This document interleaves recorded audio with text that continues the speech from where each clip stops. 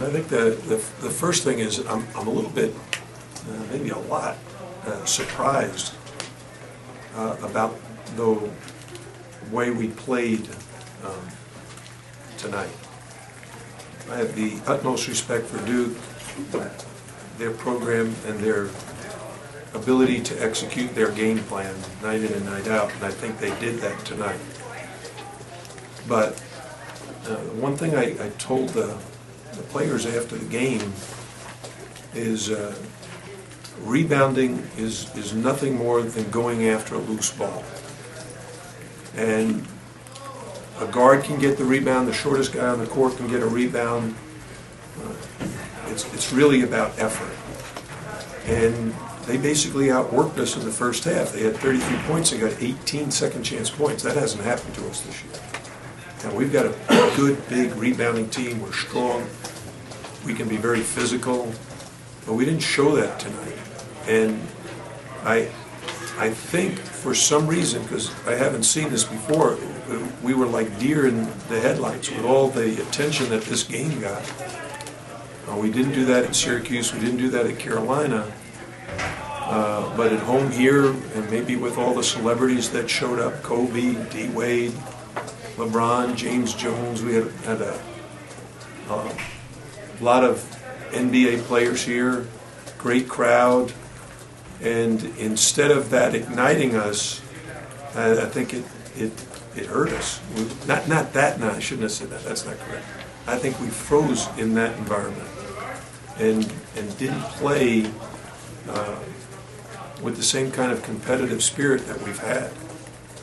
Oh, we can do a lot better, and we're going to need to do a lot better. More tentative approach. It seems like more tentative, especially on the offensive end. Well,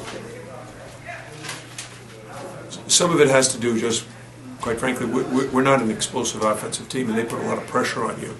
And we really only have one point guard, Manu, and he did not have a great night. He was terrific over the weekend, but very typically, like a lot of freshmen, they're inconsistent. They're up and down. And no, it wasn't just him, though. I mean, it was really our whole team was tentative. And it's very hard to play that way. Very hard to play well that way.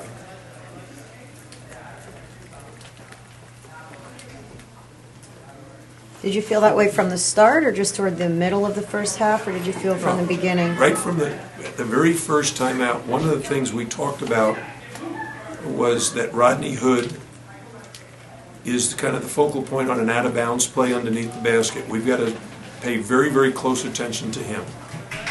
In the first out-of-bounds play, they threw it right to him, and he shot a three.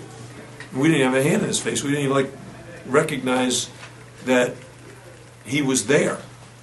And that's a huge mistake. It's when your scouting report tells you what they're going to do, and they do it, and you haven't prepared yourself to stop it, you just let him do it, then the end result is he's probably going to make the shot, which he did. Then the next time, we told him that now the second out-of-bounds play was for Jabari Parker. And we told our guys, if they run this, we got to take care of Jabari. Got right in, got a layup. That's disappointing. And quite frankly, surprising. Our defense has been better than that. What about the beginning of the second half, Jim? More of the same. How'd they score their first basket? An offensive rebound tip in. I mean, that's all we talked about at the half. It was like, hey, this would be a different game in the first half if we had rebounded. If we rebound better in the second half, we're making them miss their first shot. They were 4 for 16 from 3. That's 12 misses, and we didn't get the rebounds. And we have inside position. They got those rebounds. They chased them down. They used their speed and athletic ability, jumping ability. And we stood there and kind of observed. Can you talk about your defense overall, aside from the rebounding issue? Well, I would say Duke offensively did some things that required us to be a lot more active in communication. The ball stream, we went over this the last 2 days, so our players knew, but it's a little bit different in practice than it is under game conditions because of the talent level of the player you're going against. So if Jabari Parker's there underneath the basket and they're driving and they throw it up to him, he has a good chance of finishing. So I didn't think our defense was very good tonight. What we planned on doing, we just didn't do a good job with it. What did you think of LeBron and Wade and all those guys? Yeah, they're pretty good players. Do you want to put them in? I would have liked to have them in a U uniform. Yeah, I think one of the things about being at the University of Miami and being in the city, just outside the city of Miami, we're in a location where it's almost become the capital of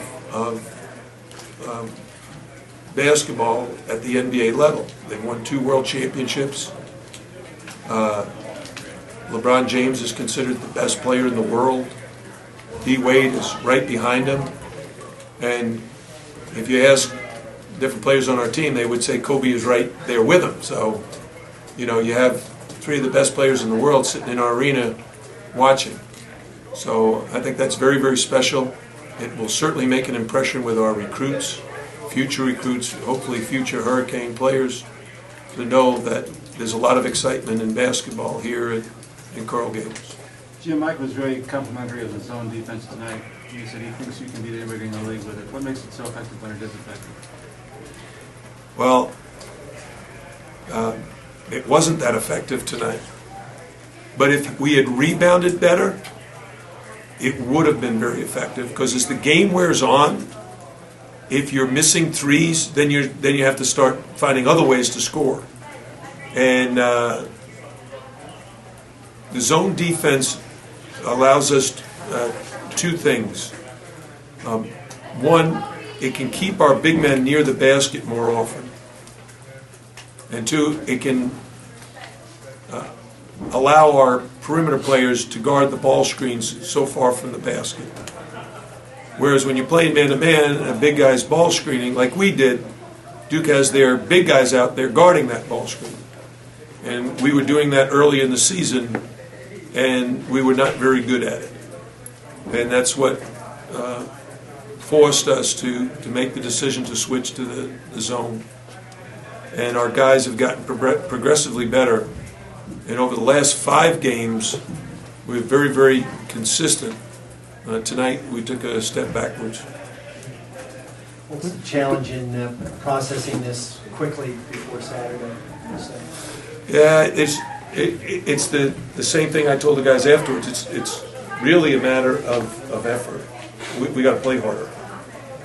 We've got to be more competitive. We got to battle more when the ball's in the air, blocking out, being more physical. Syracuse is really, really good. I think they're the best defensive team we've seen. Look at the way he handled Duke's. I mean, they were full court sometimes, pressing harder another time. You only had 11 turnovers, but 6 of them by your point guards. I'm trying to figure out how you feel as though you played against that team. By Manu. By Manu. I mean, six were by Okay, Manu. and this is something I knew going into the game. Manu grew up in Belgium. They only got college basketball games once in a while. And the team that he got to watch all the time when he watched college basketball? Duke. So I think he's enamored with them. And that is why I said I think he was probably a little bit nervous tonight. He knows their reputation. He knows how much they press. And the funny thing is, this is an ideal game for him. I mean, he should have just attacked him and scored. He shouldn't have worried it. And I told him, you got to be in the attack mode. Just go at them. They come at you, you go at them. And had he done that, even if he did not have success, he would have learned a lot more tonight by doing that. And then the next time, you're better. When you're a little bit tentative and you're making mistakes, then it hurts your confidence. If you miss a shot, you say, man, I think I should make that. But if you're tentative and you're making ball handling errors. When you're as good a ball handler as he is, it hurts.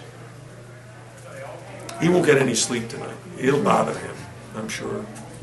But he's a great kid. He's working really hard, and hopefully he'll bounce back on Saturday. Thanks, everybody. Thank you.